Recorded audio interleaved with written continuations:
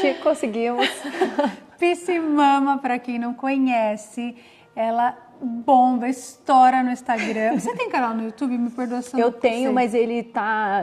Ainda não consegui chegar nos primeiros 100 mil, mas acho que até começo do ano. Mas é engraçado, né?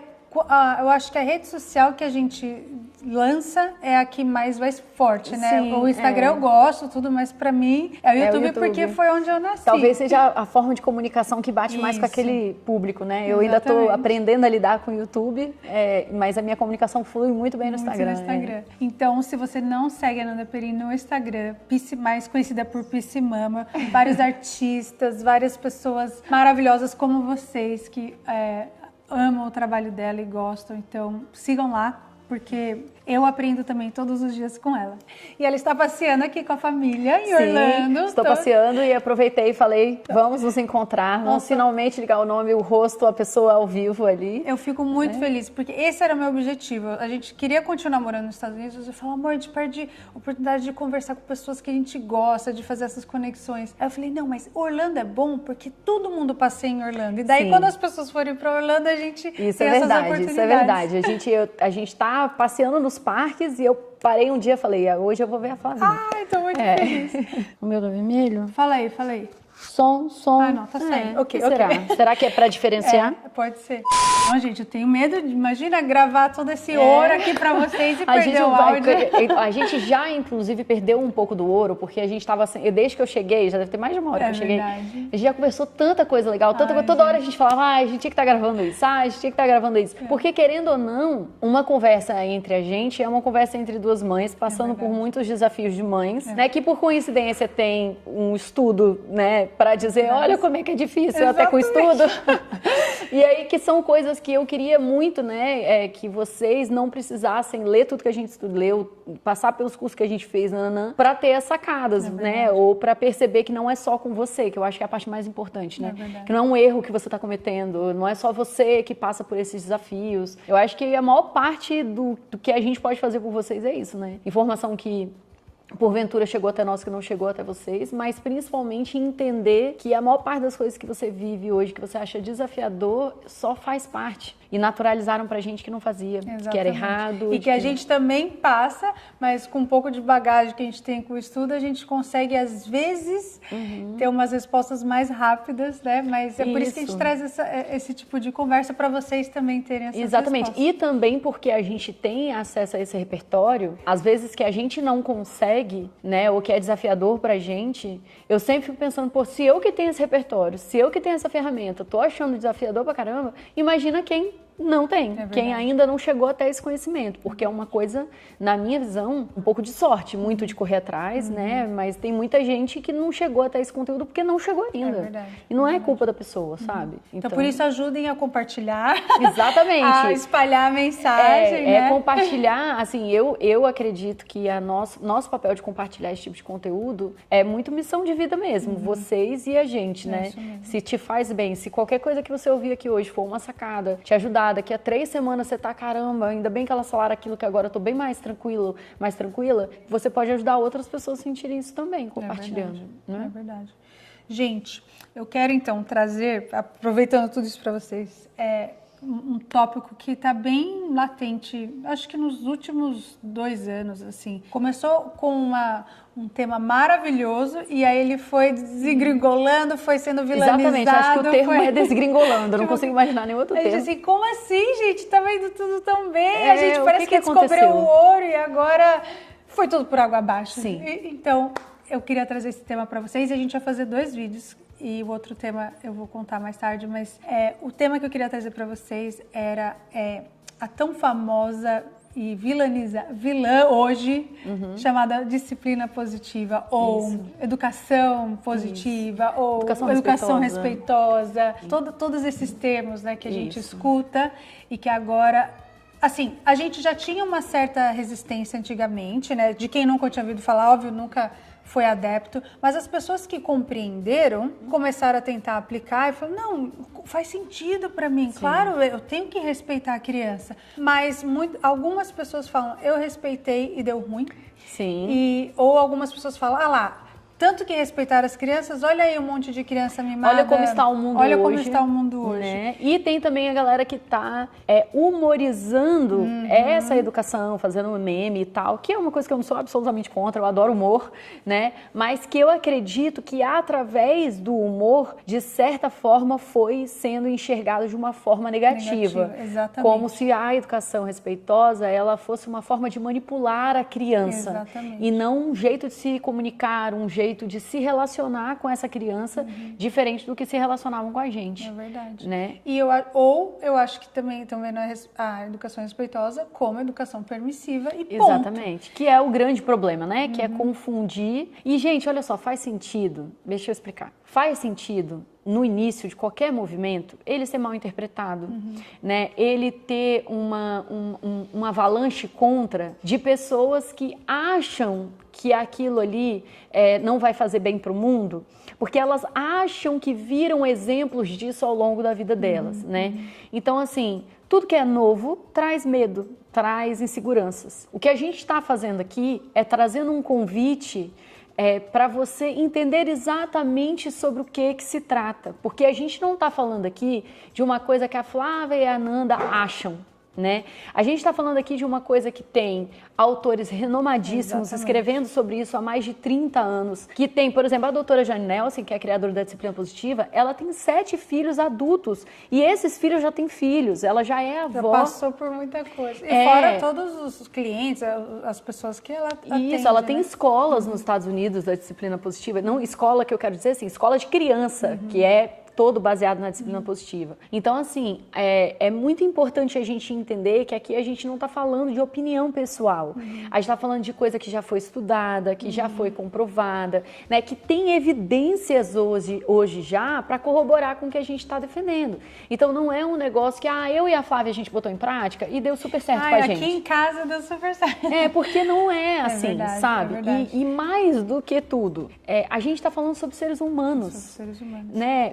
Qualquer ser humano que for tratado de forma respeitosa, ele vai lidar muito melhor com a vida do que uma pessoa que foi destratada. Isso já está comprovado por as neurociências já mostraram o tanto que faz mal para o cérebro. Nossa, você ter estresse crônico. Você já desbancou todas as teorias contras. Qualquer pessoa que for tratada com respeito vai ter uma vida melhor. Muito e esse melhor. é o ponto. Gente, minha cabeça fica assim, já veio fica mil fervendo. assuntos. Você já ouviu falar do Conscious Discipline? Já. Aqui é grande. Lembrei. Então, porque você estava falando de experiência e eu tinha experiência na sala de aula. Eu tive aqui, eu fiz eu não tenho bacharelado, mas eu fiz uma faculdade técnica de Early Childhood Education. Você tem Early Childhood Education? Exatamente. Quando a gente tinha vontade de morar no Canadá, eu ia fazer... E é de 2 anos, fiz num technical college. Então você tem mais do que tem, você tá certíssimo. Mas, e foi ali que foi o meu divisor de águas, né? Porque a minha professora daqui, ela fez e trazia os materiais, então tudo isso que a gente está falando, eu comecei na faculdade. E eu dava aula ao mesmo tempo. E que ano foi isso? Isso foi em 2008, 2009, 2010. Isso. E eu ficava na sala de aula. Isso E a minha escola trazia o pessoal do Conscious Discipline para dar treinamento pra gente. Sério? É aquele que tem o verde, o Emotional Brain, Executive Brain. Exato. E o... Fireflight, né? Que eu esqueci o termo que eles usam. E eles tinham treinamento... hoje eles já estão até mais disseminados na internet, mas... sei lá, quase 20 anos atrás, eles faziam treinamentos para as escolas. Então, a minha escola fechava 2 dias e a gente ficava 2 dias em treinamento. Nossa, que fantástico. Era sensacional. Dentro de escola, isso 20 anos atrás, dentro de escola. Olha como que no Brasil está aparecendo um movimento assim, agora tudo é isso. 20 anos atrás, aqui nos Estados Unidos, já tinha. E era um daycare, uma creche super, assim, simples, uma cidade minúscula, só que era também obrigatório do governo. O governo obrigava as escolas a ter um tanto de... Os professores, para manter as credenciais, para ter que ter 24 horas de treinamento anuais. Então, olha, e aí, então, é assim, você não faz se você quiser ou se você concordar. Você vai fazer porque a gente quer padronizar isso no país. Isso, para sempre estar está renovando. E aí eu tinha muito treinamento do Conscious Discipline. E tudo isso era para aplicar no gerenciamento de sala de aula. E foi ali, porque todo o meu aprendizado foi na parte escolar, né? Na parte de sala de aula de educação infantil. Que vamos combinar que é o maior exemplo de que o negócio dá certo. Porque se dá certo numa sala com 20 crianças, com 30 crianças, com um professor para não sei quantas crianças, né? Você com 1, 2, 3 filhos em casa vai funcionar. Com 4, como é Flávia, vai funcionar. Claro que a gente não está dizendo que é uma coisa que vai deixar a sua família, né? A criança vai virar robô. É muito pelo contrário, é você começar a entender que criança é criança e o que isso significa. Exatamente. Né? Porque eu vejo muita gente que chega na educação respeitosa nas expectativas da educação tradicional. É verdade. Então, eu estou fazendo a educação respeitosa há muitos meses e o meu filho ainda não me obedece. Sendo que não adianta você querer resultados da educação tradicional com a educação respeitosa. Você tem que querer o resultado da educação respeitosa com a educação respeitosa. Qual é o resultado? Por exemplo, vou dar um exemplo e você vê se você concorda, porque pode ser que tenha coisa que a gente pensa diferente, né? Uma das coisas que eu mais falo, assim, na educação respeitosa, a criança, ela é respondona. Calma que eu vou explicar. O que eu quero dizer com isso? Na educação autoritária, a criança não pode responder. É considerado falta de respeito com o adulto a criança responder quando o adulto está falando, né? Na educação autoritária, essa criança tem que ficar quieta, calada, enquanto o adulto fala. Na educação respeitosa, né? O respeito não é só com o adulto, o respeito é mútuo. Uma troca. Então a gente considera que a criança não poder responder não é um relacionamento, é um monólogo, né? Você imagina se eu gravo agora esse vídeo aqui com a Flávia, eu falo, Flávia, eu vou falar, você não responde. Eu não estou gravando com a Flávia, estou gravando sozinha com a Flávia na minha frente, né? Então não é um relacionamento, é um monólogo com uma criança calada. Então na educação respeitosa, a criança pode responder. Só que o nosso objetivo é ensinar a essa criança a habilidade de vida de responder respeitosamente. Exatamente. Isso leva tempo. Isso leva tempo. A pessoa acha que uma criança com 2, 3, 4 anos já vai estar sabendo argumentar. Não é assim. Ela precisa de várias experiências. E mais do que isso, ela precisa de testemunhar um adulto respeitoso argumentando na vida dela para ela ter como modelo. Se ela tem, igual um dia desse, uma amiga minha me mandou uma mensagem: minha filha tá muito birrenta, ela bate, eu já fiz de tudo. Aí eu falei, mas se quando ela tem uma crise de raiva, você fica com raiva e tem uma crise de raiva, o que ela está aprendendo? Ela está aprendendo crise de raiva. Ela está aprendendo a pegar no braço, ela está aprendendo a bater. Meu filho bateu, eu bati nele. O que eu ensinei para ele? A bater mais. Exatamente. Entendeu? A bater em quem é mais fraco que ele.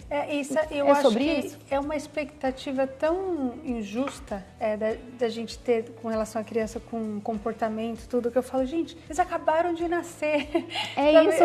Eu vejo a Rebeca, assim, ela teve uma das minhas crianças não teve os clássicos comportamentos de 2 anos. A Rebeca veio assim, do livro. Mas assim. É bom, né? É bom que ótimo. A gente vai assim, eu sei que tem criança que passa, mas os meus aí, quando chega o próximo, não, ela chega a gente assim. descobre que era só a quantidade que a gente tinha tido até então, né? Eu não gosto desse termo, mas só para vocês identificarem. Os terríveis 2 anos. Eu não gosto desse termo. Teenager, porque eu acho essa idade maravilhosa, mas ela tá assim, escrito um desafio. Do clássico, assim, tipo, a Bia, o choro, não, tudo é meu, de arrancar o cabelo de outra criança, de morder. Essa semana ela mordeu o bumbum da minha amiga, enfim. Estamos nessa, só para vocês terem uma ideia. Mas aí é claro que a gente tem que ensinar o comportamento adequado, mas as pessoas, a reação normalmente uma criança de 2 anos morder ou de gritar, ela é tão agressiva, ela é tão assim, meu Deus, que absurdo, olha que criança mal educada, mas ela nem foi educada ainda direito. Não deu tempo. Então acho que essa expectativa, né, da criança ser perfeita, e aí quando ela te dá uma reação que você não gosta e você já brigar, eu uso sempre uma fala assim, gente, ensina, não briga, ensina, não briga, ensina, não briga. Se a gente tem sempre essa coisa na cabeça, que é o ensinar, isso é disciplinar de uma forma positiva, disciplinar de uma forma respeitosa, você ensinar uma pessoa algo que ela não sabe de uma forma respeitosa. Isso, e faz sentido o mundo ter essa expectativa que a Flávia falou, porque eu sempre gosto de falar isso, Flávia, que é assim, historicamente, né, até pouquíssimo tempo atrás, o que se entendia é que a criança, você precisava cortar o mal pela raiz. Inclusive, aqui nos Estados Unidos, existem estados que os professores ainda podem bater nas crianças. Gente, é lei. Vocês acreditam? Sim. E por quê? Para vocês terem noção de como é que historicamente é recente, né? O ECA, que é o Estatuto da Criança e do Adolescente no Brasil, ele foi feito em 94.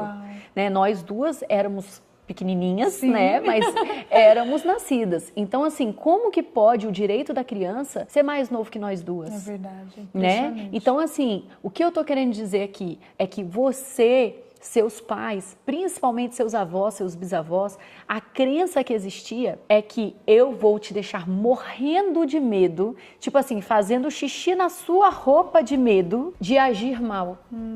Então, o que o cérebro vai fazer? Ele vai desligar, reprimir para que eu haja do jeito que o adulto está esperando.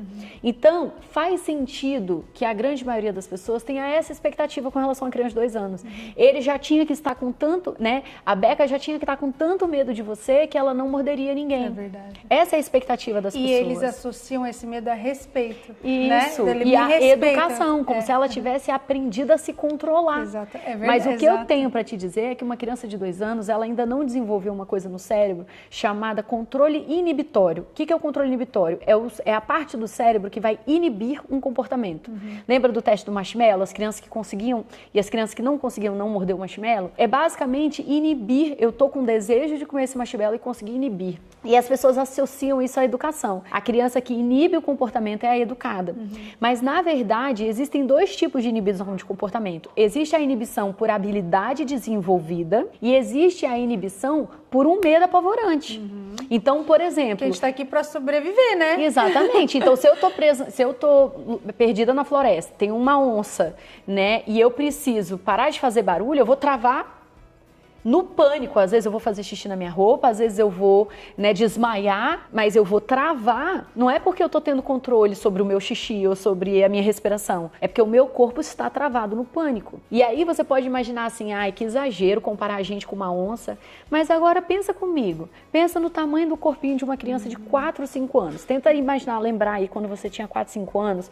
Você lembra que quando você chega em lugares hoje, que você ia quando você era pequena, tudo parece que era tão maior. Nossa, toda hora. Você olha, você fala assim, uai, isso aqui é tão pequeno. Eu lembrava disso aqui enorme. Por quê? Porque quando você é pequenininho, o sofá é enorme. É verdade. A mesa da sala é enorme. É verdade. Né? A parede é um negócio que não acaba. O adulto é enorme. É verdade. Entende? E então é lógico que você tem pânico. Também não tem, assim, o adulto, não é? A criança sente que é aquela pessoa que ela... É a pessoa que vai proteger ela, a pessoa que vai cuidar da melhor forma. E é a pessoa que ela quer que ame ela que também, ame que é um peso ainda maior, né? Nossa, é tão profundo, né? São tantas nuances, até essa de aceitação, né? De a criança querer ser aceita, querer ser querida. Então eu vou fazer o que você quiser para você me amar. E eu acho que aí também tem uma dor muito grande dos adultos. Porque, assim, se eu tive que me matar para os adultos me amarem, por que essa criança não está se matando para eu amar ela? Né? E nossa, isso dá dói. até vontade de chorar. Isso dói naquele lugar assim, né? Eu apanhei tanto e eu sofri tanto para me sentir amada. Essas crianças hoje têm uma vida muito fácil. E é o que a gente quer que passe a ser o raciocínio do o que eu passei, eu espero que nenhuma criança precise passar mais. Né? Eu espero, desejo que as crianças de hoje se sintam amadas por quem elas são e não pelo que elas fizeram ou deixaram de fazer, sabe? Que as crianças hoje não morram de medo de perder o amor dos adultos simplesmente porque elas choraram, porque elas ficaram com raiva, né? Porque elas acabaram não se controlando e mordendo o bumbum de alguém. Exatamente. Né? Porque eu não vou perder o amor das pessoas por isso. E que eles não se tornem os adultos que estão em pânico de não serem amados o tempo inteiro, que é o que a maioria de nós nos tornamos, né? Pessoas que querem agradar todos o tempo inteiro, e qualquer erro que a gente comete, o que a gente faz? Acaba com a gente mesmo. Acaba com a gente se destrói. Nós somos os maiores críticos da nossa cabeça, que é um tema que a gente vai falar daqui a pouco. A gente vai fazer um vídeo só sobre isso, gente.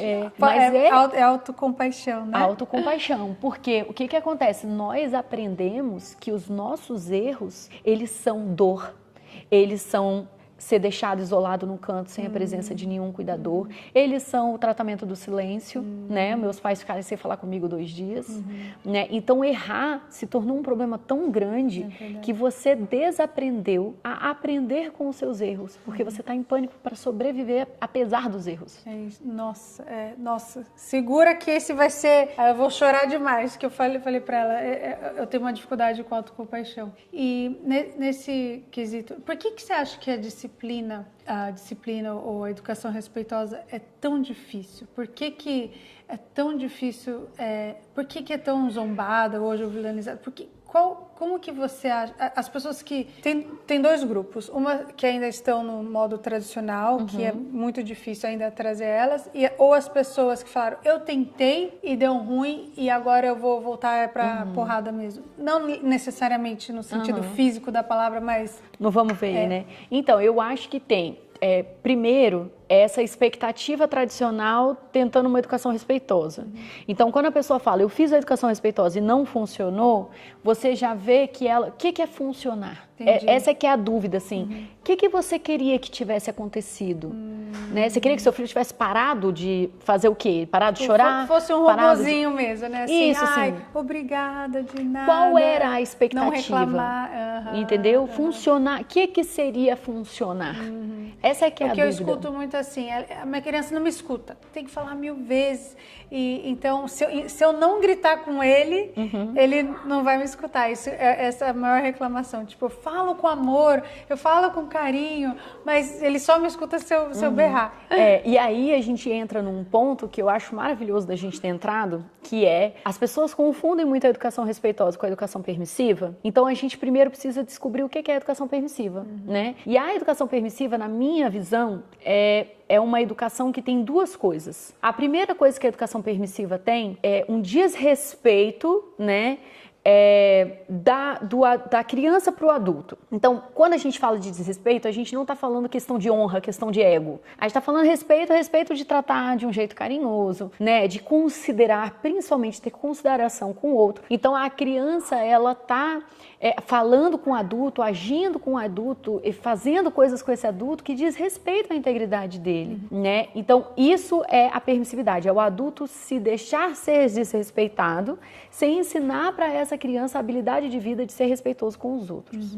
Então, isso é uma forma de permissividade. E a outra forma de permissividade que é parecida, né? Mas que é você dar a essa criança um poder que ela não tem maturidade de ter. Então, se eu olho para o meu filho de 10 anos, entrego o carro para ele, né? E falo para ele ir até o supermercado e ele bate o carro no caminho, eu não vou dizer assim, esse menino é um mal educado, ele bateu com o carro. Vão dizer o quê? Esse menino não devia estar dirigindo. Exatamente. Agora, a mesma coisa acontece quando dizem assim, porque a criança de 3 anos se arriscou a casa inteira, porque a criança de 4 anos fez um pedido de R$1.000 no celular, porque a criança de 8 anos, né? Mas essa criança tinha maturidade para estar com todo esse poder na mão? O meu filho só come doce, mas ele tem maturidade para definir qual vai ser a base da alimentação dele, né? Ele tem maturidade para ser quem faz as compras no supermercado, quem decide o que vai ser colocado no carrinho. Então a permissividade, ela também está no lugar de você dar para a criança mais poder do que ela tem maturidade de ter e depois cobrar dela ter tido maturidade de lidar com aquilo.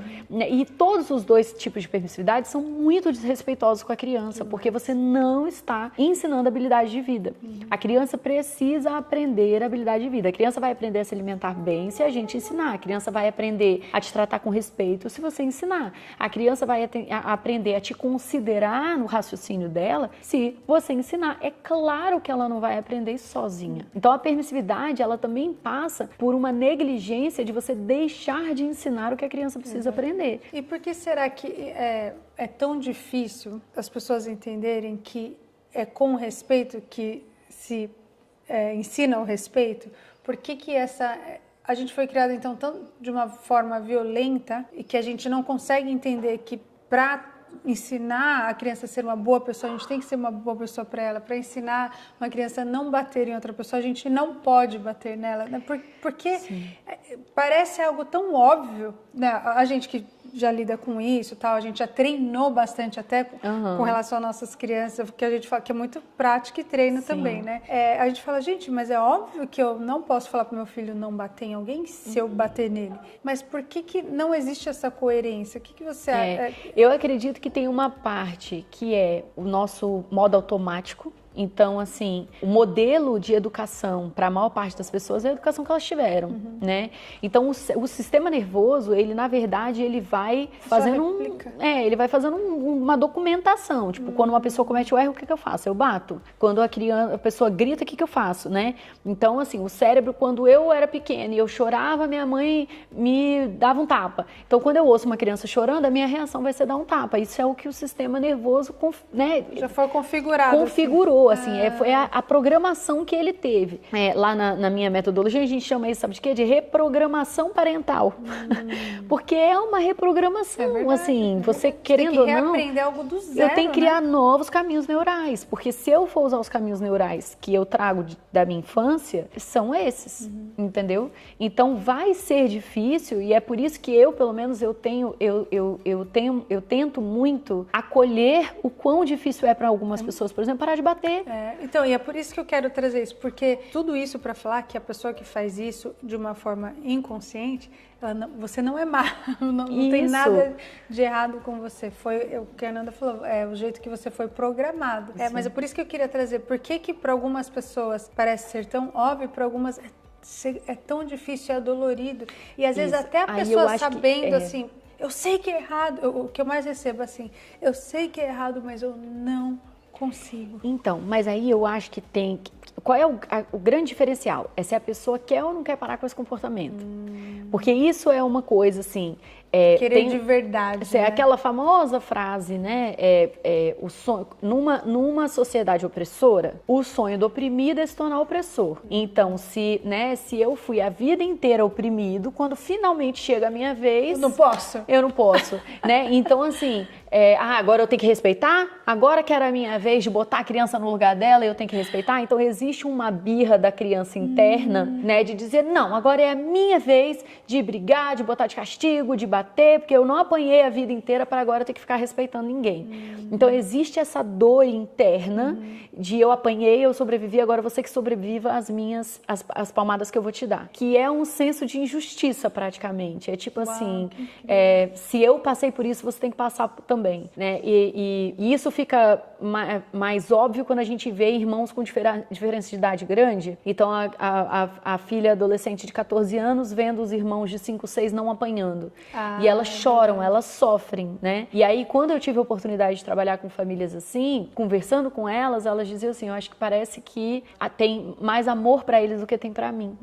Então, de verdade, a dor não é tanto eu quero que você sofra como eu sofri, mas eu queria tanto me sentir amado como você está se sentindo, sabe? Assim, para mim é tão dolorido ver você se sentir tão amado que eu preciso, de alguma forma, ser contra você se sentir tão amado, porque me dói muito ver isso.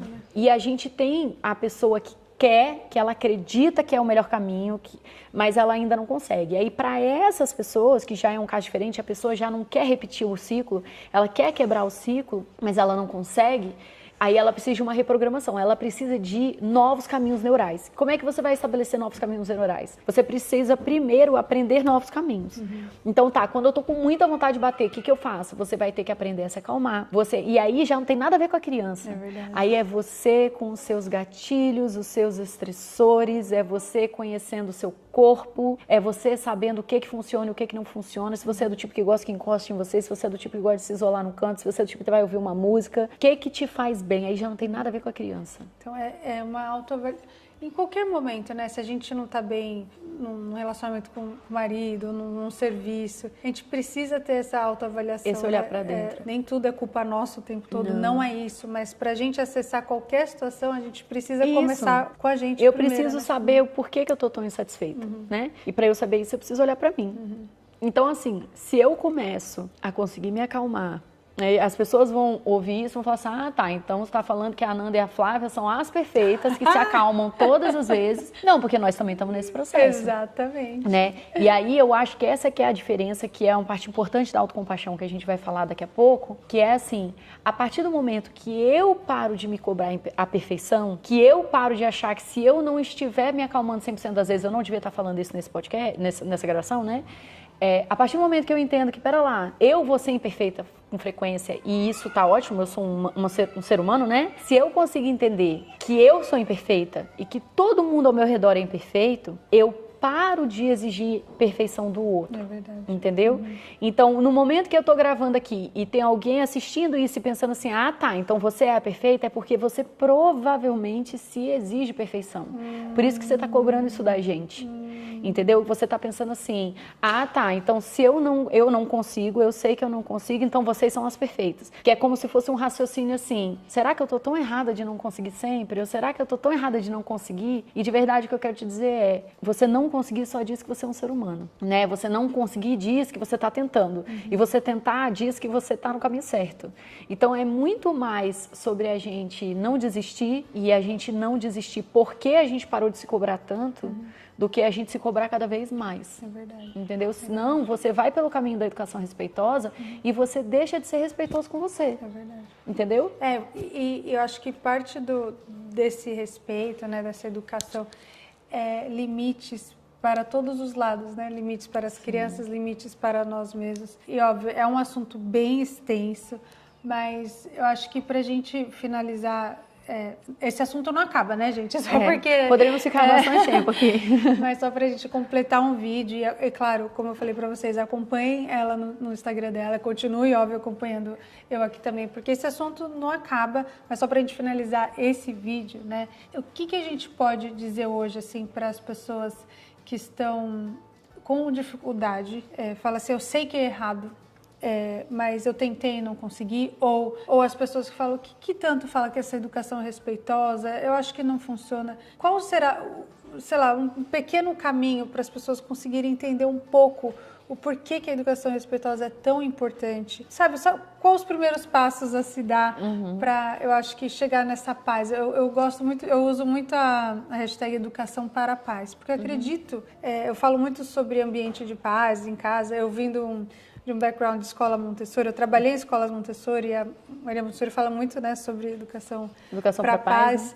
Né? E é isso que eu busco, assim, também em casa, assim, um ambiente pacífico, que não quer dizer que é livre de discordâncias, de conflitos, de problemas, não, mas que mesmo dentro desse caos organizado, é um caos organizado, assim, que existe o caos, mas existe a nossa paz, que é a paz de ter um respeito pelo outro, ter um carinho pelo outro.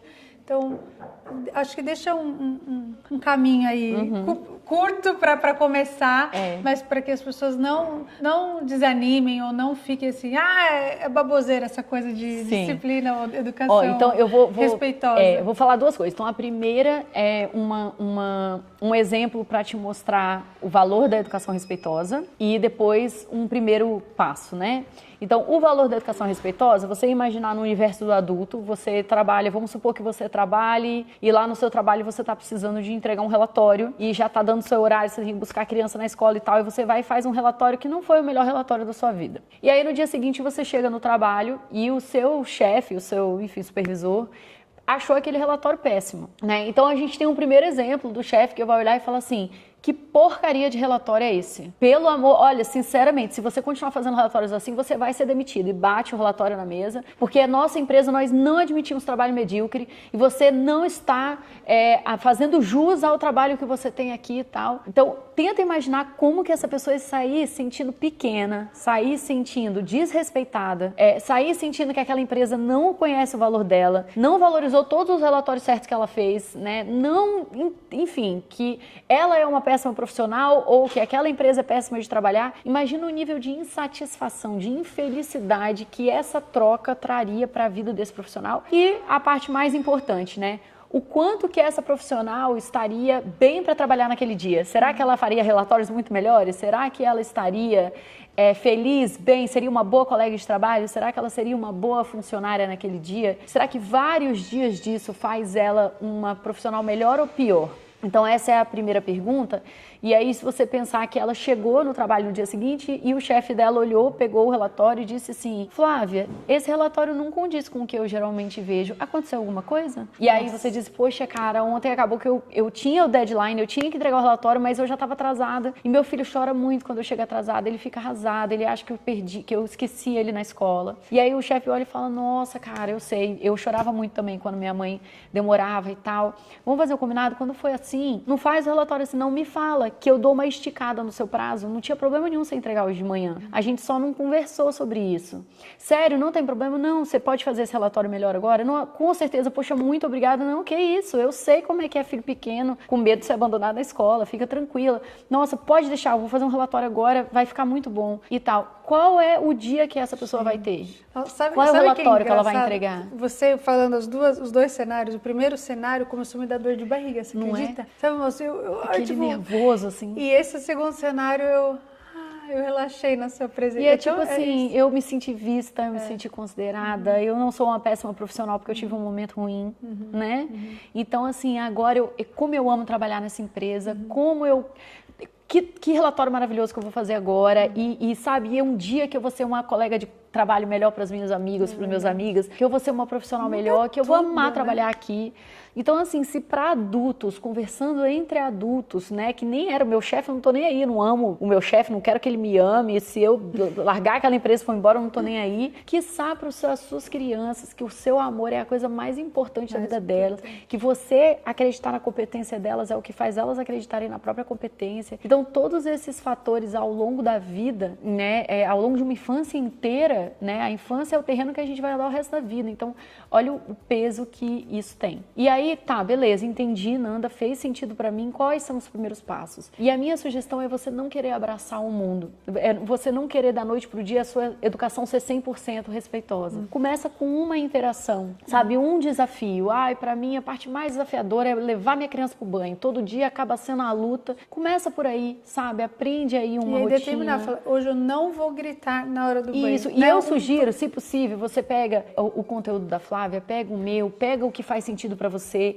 né? Mas segue um caminho que já foi traçado, não fica tentando inventar a pólvora, sabe? Porque às vezes a pessoa fica, e assim, acontece muito, segue 15 perfis, cada perfil diz um negócio diferente, aí chega na hora a pessoa não sabe o que fazer. É verdade. Pega um que você gosta, que você se identifica, sabe, não é uma competição. Aqui, querendo ou não, as pessoas que se identificam com a voz de uma de nós, às vezes tem uma voz que te soa diferente. Então você vai pegar essa pessoa e vai fazer a metodologia, considerando que seja uma pessoa com metodologia validada, né, que já tenha, para você também não pisar num terreno novo. Sim. E você segue os primeiros passos, não é os primeiros passos daquilo ali. Aí isso já vai ser um excelente começo. Não queira abraçar o mundo todo. E até nem soa genuíno, né? Se a gente tenta mudar completamente, a criança até vai ficar... Fica. E não tá confia. Tudo bem aí, e aí o resultado é muito ruim mesmo. Verdade, porque você, já tô há 3 semanas nessa e não estou vendo diferença. Nada. Claro, você fez uma revolução. A criança precisaria de meses para se adaptar. E é uma mudança de dentro para fora mesmo, porque tem que fazer sentido que eu quero ser mais respeitoso, porque eu acredito que essa é a melhor forma de me relacionar. Existem as frases clichês que eu adoro, né? Uma delas é: a qualidade da nossa vida está atrelada à qualidade dos nossos relacionamentos. Então, que tipo de qualidade de vida que a gente quer dar para os nossos filhos, para a nossa família e para nós mesmos? Porque quando a gente tem uma conversa respeitosa, quando a gente consegue algo assim no amor, no carinho, a gente não se sente vitoriosa. A gente sai e fala: cara, eu não acredito que eu consegui, né, lidar com aquela situação. Até a nossa relação com a gente melhora, né? Com a gente mesmo, porque a gente se sente mal quando grita, quando, estoura, não usa consciência, né? Só vomita, assim. Então, é bom para todo mundo, né? Sim. E é um trabalho de dentro para fora. Então, gente, educação com respeito funciona. Se existe limite, se existe, né, a clareza, a comunicação mesmo, né, de uma forma não violenta, funciona. Então, quando você vê um post, um meme, tudo bem, a gente dá risada também. Tem vários que eu dou risada. Eu também, assim, eu choro de rir. Eu não sou nem um pouco contra o humor. A gente só tem que tomar cuidado quando começar a convencer a gente de alguma coisa. Exatamente. Né? Às vezes eu vejo uns posts de mãe raiz, mãe dos anos 90, eu dou risada, porque, graças a Deus, eu não passei nenhum trauma, então... Esses posts que mostra meio assim, levantar o chinelo, a gente sabia que era assim mesmo. Mas eu acho que é algo legal pra gente ir, porque ninguém sabia sobre o assunto, né? Mas que a gente pode, sim, fazer melhor do que isso, né? Com certeza. Sim, não precisa levantar um chinelo. Sim, até porque, assim, né, os nossos filhos não estão assistindo a televisão que a gente assistia, eles não estão mexendo no telefone que a gente mexia. Não faz sentido eles serem educados com a educação que a gente era, né? Mudou tanta coisa, né? Espero que tenha agregado de alguma forma. Com certeza. Lembrem sempre de dar um joia. O próximo vídeo que a gente vai falar é sobre... Que, na verdade, a Nanda que vai falar, porque ela trouxe esse tema. Eu estou assim, eu estou sedenta por esse tema. A gente estava indo comer e a gente falou, não, a gente tem que gravar sobre isso. E ela é uma coisa que você está estudando mais a fundo agora, né? E é sobre autocompaixão. Principalmente nós mulheres, né? Que a gente tem uma coisa com a culpa. Sim, a gente é educada para ser muito mais preocupada com o que o outro pensa da gente. É verdade. Então, assim, nós não estamos dizendo que os homens não precisam de autocompaixão, eu tenho certeza que eles precisam. Mas nós, mulheres, nós sofremos de uma pressão social muito maior, porque a gente tem que estar magra, a gente tem que estar bonita, a gente tem que ter uma carreira, mas tem que ser uma mãe presente, mas não pode ser presente o suficiente para não ter carreira, tem que ser uma amante sexual desejosa, a gente tem que ser tanta coisa ao mesmo tempo, que a pressão realmente sobre nós é muito maior. Então, vamos falar sobre autocompaixão no próximo vídeo. Eu vejo vocês, então, amanhã. Acho que já vai ser um atrás do outro. E lembre de seguir a Nanda e me seguir também se você não é inscrito aqui no canal. Um beijo enorme, fiquem com Deus e até mais.